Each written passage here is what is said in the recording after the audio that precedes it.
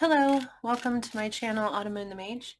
This is a general reading in regards to love for Virgo. It is general, so it might not resonate for you. If it does, I'd love to hear about it. If you could like the video or post a comment below if you feel comfortable doing that. If the reading doesn't resonate, or if there's some portion of it that doesn't resonate, it is general, so it just might not. Just take what you know to be your truth and leave the rest behind. We are starting here with the Queen of the Moon Oracle deck to try and get the overall energy between you, Virgo, and the person that you are connecting with.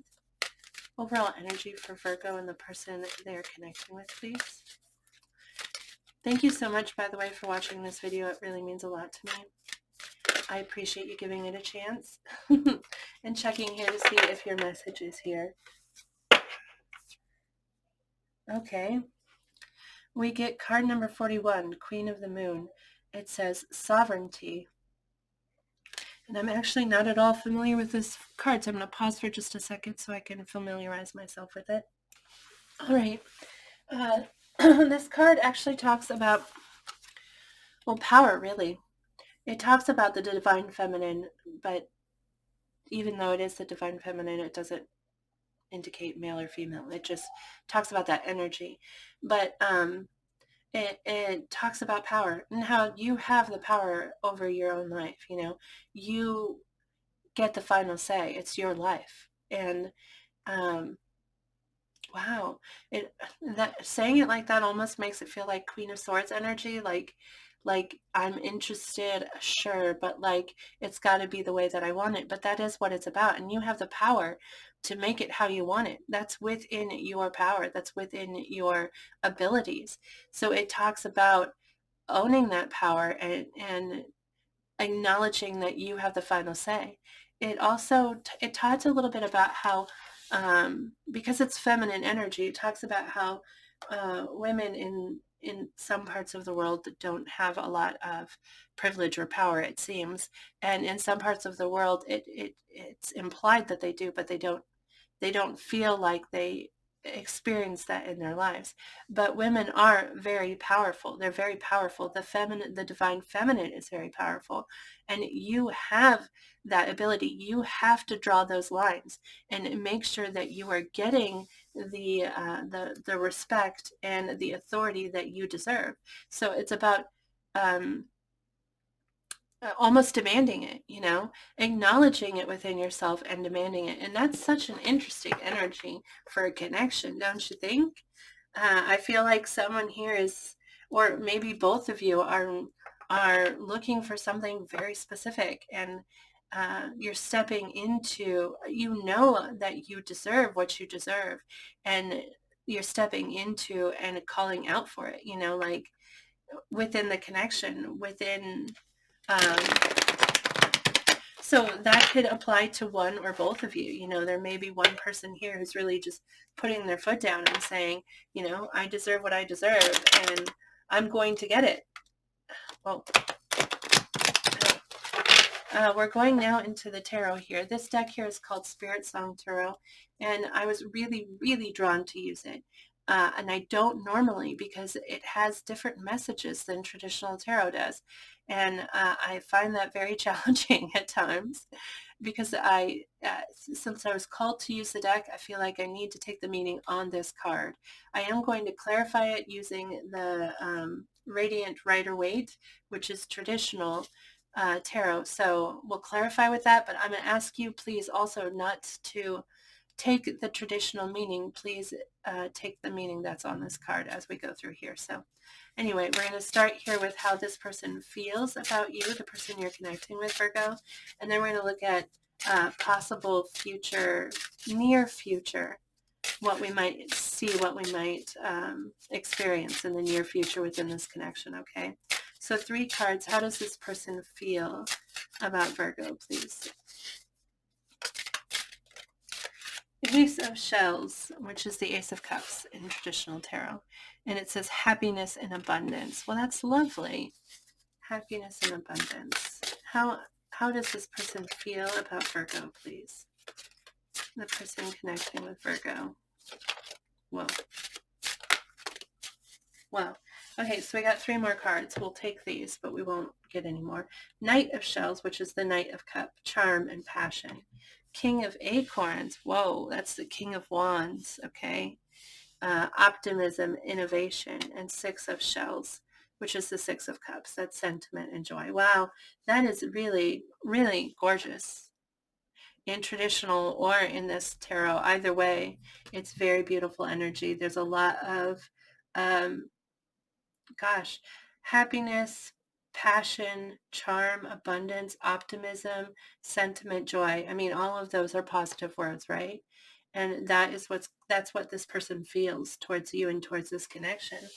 That's really great. That's really great. Let's go ahead and we're going to clarify those a bit, but we're going to take a look now at near future. What might we see in this connection in the near future? Knight of Feathers, so that's the Knight of Swords. It says action and focus. Well, 10 of Crystals. That's the 10 of Pentacles. Stability and attainment. One more card. What are we likely to see in the near future? 2 of Crystals. That's the 2 of Pentacles. So balance and adaptability. All of this, well, this is just looking really great for you, Virgo. It's looking really, really great. So in the future, we have action, stability, and balance.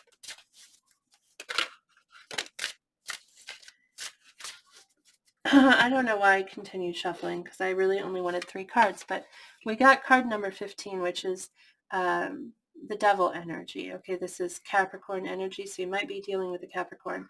I'm putting this back in the deck, but it says self-empowerment and ambition. And I just think that's so funny with this sovereignty card, because you get the final say. You have the final say. And it's about stepping into your power. So self-empowerment. And I don't know why, but apparently that needed to come out. So in the future, I feel like this must be what you're stepping into, this self-empowerment. And maybe that's just accepting, not accepting and asking for what you deserve and what you want, okay? That self-empowerment card. Okay, let's go ahead and clarify. Ace of Shells, Ace of Cups, happiness and abundance. Can you please clarify the Ace of Shells?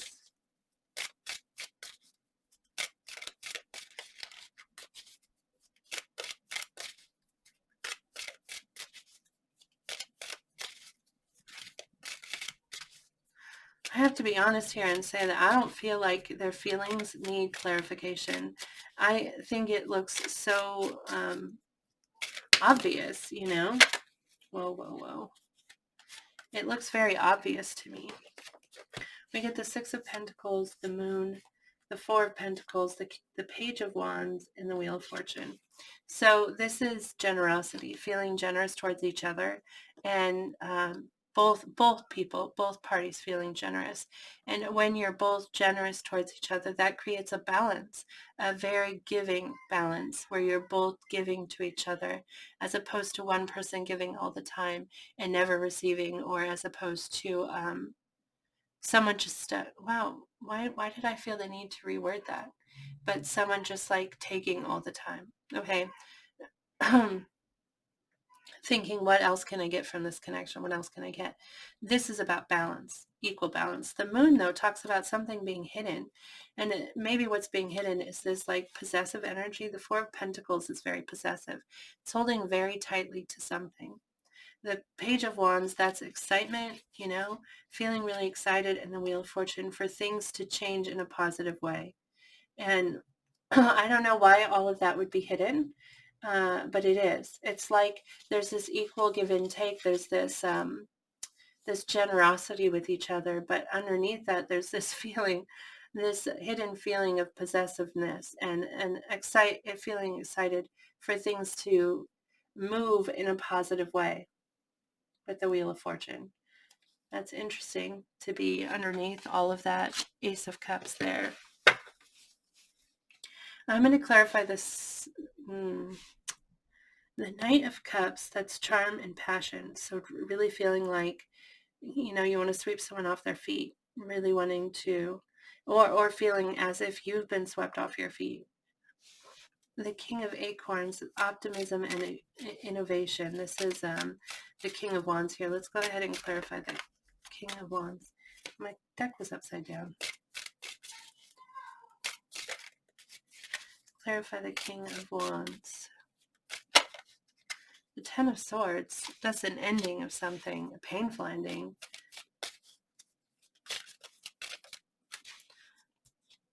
Optimism and innovation. So yeah, maybe there has been some kind of ending for this person. If not within this connection, then somewhere in their life that caused them a lot of pain. Not just pain, but the Ten of Swords is deception. Not deception. What is that? It's like a traitor. It's like someone backstabbing you. Okay, so like you've been backstabbed. So that's betrayed in some way. That's really a very specific kind of pain, but connected to optimism and innovation, I would say, in spite of the pain, in spite of being backstabbed or hurt, they're feeling very optimistic. And the King of Wands traditionally is very passionate, very courageous. They have a lot of courage within them. And so I feel like this person is feeling that courage, even though they've been backstabbed, they've been hurt in the past. Let's take a look at the Six of Shells. Okay. Ace of Cups and the Five of Cups. Yeah. See, this may talk, so this might be someone, it's possible that this is someone that you connected with in the past, because the Five of Cups and the Six of Cups both speak of past, okay? In the Five of Cups, things didn't turn out like they hoped. This person is heartbroken. This person is almost depressed. They're so sad, okay? But the Ace of Cups, that's a new beginning in love. That's this ace over here. This is a fresh start and sentiment and joy. So this person is thinking back positively and hopeful for new, even though there was pain here in the past. There's even though there's disappointment. This Ten of Swords might actually have to do with you. Look at the Temperance card fell out the bottom here, and this is about timing and taking the time to perfect something, taking the time to balance it out, and how sometimes things need time. Sometimes things need the time to balance themselves out, and so it may be an understanding here that timing was off before, but I feel like they feel very hopeful that now is the right time, with this Ace of Cups connected to the Six of Cups here. They were sad about the past. They were possibly depressed about what didn't work out, where they invested themselves, but the investment wasn't met, and so they're hopeful for something here. Let's take a look at the future energy. Knight of Feathers, action and focus. Maybe can we get that clarified? The Knight of Feathers, action and focus. The Empress card here. Well, that's a lot of cards. we got, that's, okay. We got the Empress. Okay, Empresses represent this is Taurus and Libra energy, by the way. You might be dealing with either of those signs. But the Empress is something that we grow. She represents growth, and she represents something new that we give birth to. She's often pregnant in this card because she's giving birth to something. Okay, so it's hopeful energy. It's also very attractive energy. Like the Empress, she's the divine feminine. She's this right here. She's this queen of the moon. That's the same energy. And so this could represent one of you. This could represent either of you in this connection, or it could be this new beginning, this giving birth to something new. But we get the Seven of Swords here, which is deception. There's some deception here. Oh, the King of Wands, which comes up right here as well. That King of Wands right there. Which is fire energy. That might be Aries, Leo, Sagittarius, but King of Wands, the Strength card, which is Leo energy and talks about having courage, but also holding ourselves back sometimes, like restraining ourselves for a purpose, okay? And the Chariot, which is actually very similar to this Knight of Feathers energy, this is action and focus. This Chariot is dedicated to its course. Like, it knows where it's going. It's very focused energy, and it's very fast energy. It's action and focus, just like this card says. And so, to clarify the action and focus, we get this new beginning, but there's deception here. There's some kind of deception, and it's either about a person. This could represent a person here, or it's about this energy, this courage, and which this card also speaks of, courage and passion and excitement. Okay, so now let me look here. Let me look here again.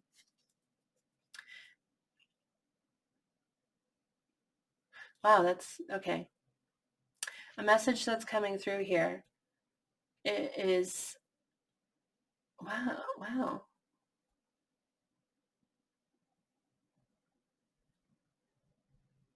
That's so weird. I don't know. I'm going to say this message. So often with you, Virgo, I feel like there's messages about, I'm so sorry, I knocked the camera, about pregnancy or about like, you get this Empress card a lot, but, which is also like mother energy. But I feel so often like there's a message about childbirth or pregnancy or something along those lines. I don't know why. But anyway, it's almost like someone is being very passionate, like they're very focused on this like passionate energy. And by passionate, I'm talking about physical energy, if you understand what I'm saying here. I don't know why some people don't say like the actual word in these readings, but I watch some readings and it's like they're avoiding it. And I don't understand if there's like some kind of rule we're not allowed to say sex on YouTube. I don't know. But now I've gone and said it, but that's what I'm talking about. Like someone who's very focused on bringing that energy into the connection. Like that's like a very important part of it for them. But it's almost like they're disguising it behind something else. Like they're trying to imply that it's for some other reason, or that they have some intention behind the act other than just the act, which sounds weird, but maybe they're trying to get you pregnant, or maybe they're trying to get pregnant. That sounds really, really so very specific. And so it's possible that that really doesn't apply to many of you. And I don't really like to like call out that kind of energy in something, but that's what I'm seeing here with these cards right here. I feel like that's what's coming across. Um, Even if it's not pregnancy related, even if it's not trying to get someone pregnant, I feel like physical connection, that sort of like activity, it's being used for something other than what it seems it's being used for. It's so weird. That's such a weird message. My gosh, I hope that that resonates for you. Like, I hope you understand what that is. And there's a serious dedication to this too, like a focus, you know. Um, but wow, so very specific. Um, 10 of Crystals, stability and attainment. This is the 10 of Pentacles here. So in traditional tarot, that's like family and commitment and home and life, you know, all of that stuff that we share with another individual. And the stability of that and the commitment of it. But stability and attainment, 10 of Crystals. Can you please clarify that? It's a good card to get. I mean, it indicates that things are going to level out. You know, things are going to be, there's an implication that things are going to be stable and committed. Can you clarify the 10 of Crystals?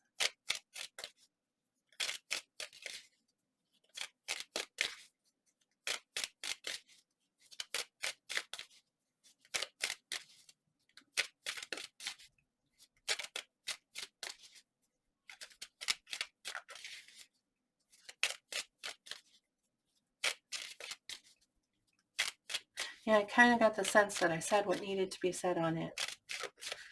Let's well, I mean, the King of Pentacles just flipped and the Six of Wands. Okay, so the King of Pentacles, this is Earth energy. So this is Taurus, Virgo, Capricorn. But this is also just, he is the king of this domain, you know, the 10 of crystals, the 10 of pentacles.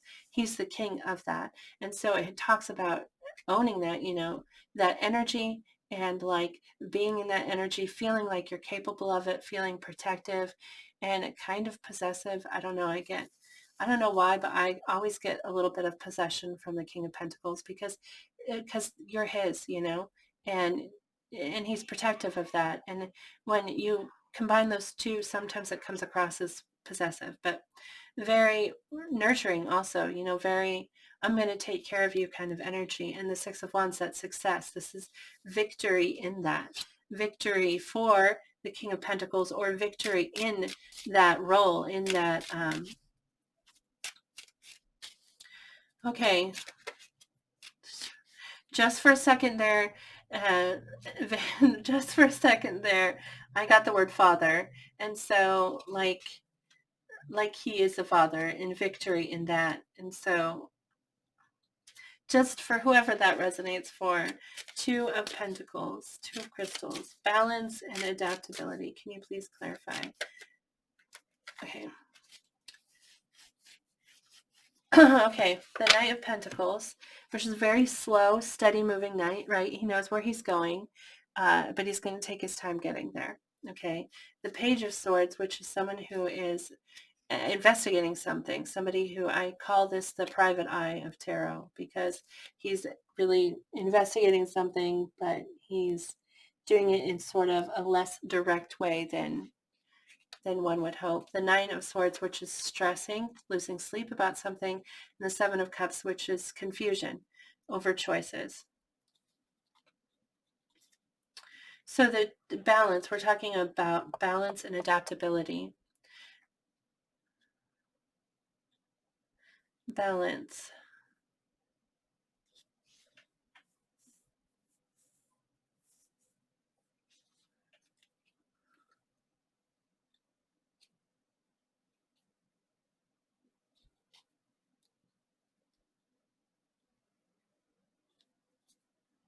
The Knight of Pentacles.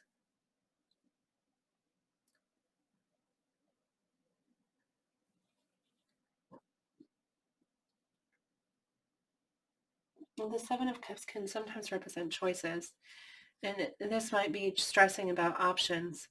And I don't read this as options outside of the connection, but like some kind of choice that needs to be made about something here. And I don't know, maybe taking your time to make a choice, because with the Knight of Pentacles here, this is very slow moving energy, and really investigating something and maybe stressing about you know, what choice to make here. In the Seven of Cups, we know which answer is the correct answer, but we're overwhelmed by what we're seeing. You know, there's so many possibilities, which is why it sometimes represents confusion, or it represents daydreaming, like thinking about all of the possibilities instead of making a choice. So there's something here about balancing that. I hopefully this makes sense to you, because it's not very clear for me, to be honest. There's something here about choices, and maybe this Nine of Swords, this is stress, this is anxiety, and so I don't feel like this is like daydreaming. This feels like confusion is what it feels like, but a search for clarity. Like this knight is very, he wants to get there, and this is definitely searching for understanding. The Page of Swords, he wants to know something, he wants to understand it. So there's some kind of balance, or it says adaptability, so like adapting to this, like, oh, feeling of anxiety and confusion. No, this like I'm gonna get there, like I'm gonna understand it. I'm going to figure it out. That's what I feel like this is saying. But it's taking time, and it's going to take time. But the understanding and the clarity is going to come, because this is about finding that understanding and clarity. So there's been something that maybe perhaps one or both of you have slowly been working towards understanding, something that you want to know, something that you want clarity on, and this is finding balance in it, or perhaps changing your perspective with adaptability there, maybe seeing it slightly different, and in adapting your perception, that wording came out wrong, but like some kind of change in the action, making it clearer, or bringing out the understanding of it, if that makes sense. Gosh, I hope that makes sense, because that's what I'm getting here. So, wow, that was okay. We're going to pull an oracle message now for you, Virgo, in regards to this connection. Thank you for watching this video. I really appreciate it. I hope that it makes sense to you. I hope that this resonates and brings some kind of clarity for you. But thank you very much for watching it. It feels so very specific at moments here in the future energy. But yeah, don't take that. Don't force that on yourself. Like the part about the whole like pregnancy and all of that. Don't force it if it's not yours. There's another way to read this. Just that there is some kind of this act is hiding intentions. Yeah. Yeah. Anyway, can I get a advice for Virgo, please, in regards to this connection?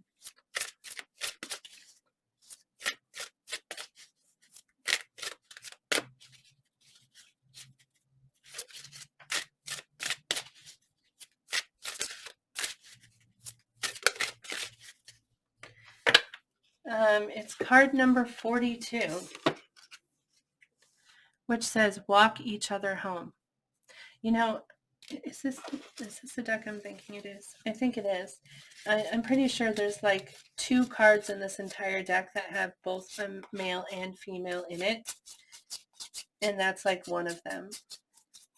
I don't know, that stands out to me when it comes out. Is it the only card? Curiosity has me here in its grip, and I have to find it. It looks, yeah. It is the only card with both a male and female in it. All of them are only females. That's interesting. 42, walk each other home.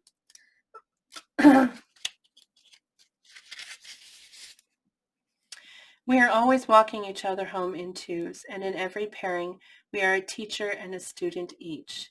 Do you feel alone and unable to connect? Do you wish for guidance or for someone to lean on? You face an important decision in life, one you fear making alone. But who is there to ask for guidance when your allies are few and your fear of asking for help so high? In your despair, you've closed your vision and ignored those who already walk beside you. You've isolated yourself inside illusions of independence and created separation where there's none. I know a Virgo who's done this. Okay, they're afraid to ask for help. They won't ask for help. They almost look at it as a weakness. And but this is like, well, I'm going to finish reading. This card reminds you that you are never alone on this path of life. Your guides are many. To find them, you must but look. Every person you encounter is here to guide you. Every relationship is a mirror showing you yourself. When you're ready for a lesson, your teacher always appears. Today, come out of your self-imposed isolation. I mean, Virgo, your card in the tarot is the Hermit card for a reason.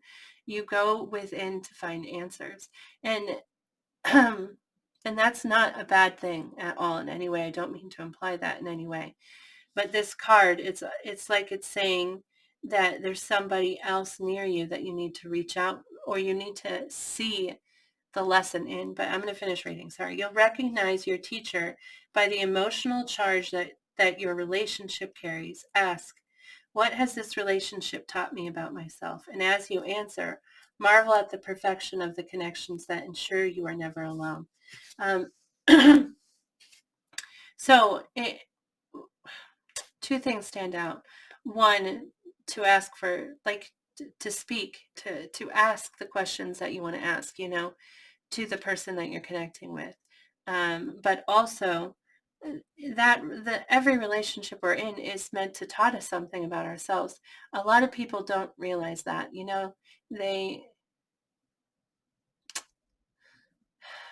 what you allow to happen in a relationship, that's a lesson right there. Okay. Why did you allow that? Why did you do that? Why did you, the wording of that can be taken so wrong. Please don't take that the wrong way. I don't mean like you could take it as a mean statement towards you at all. What I mean is like you could,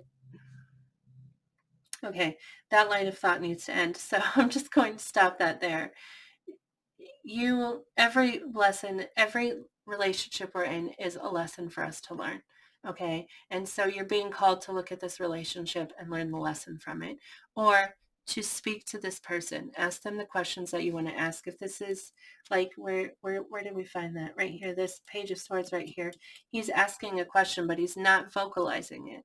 He's just trying to figure out the solution on his own. He's trying to figure out what the answer is without asking the question. And you're being called to ask it here, ask the question. And so anyway, that's what I have for you, Virgo. I hope that this reading resonated with you and brought you some kind of clarity. Thank you truly so much for watching. Please remember to move forward with positive energy and positive thoughts and words, because we draw in what we put out, So think positive, remain positive, so that you can draw all of that into you.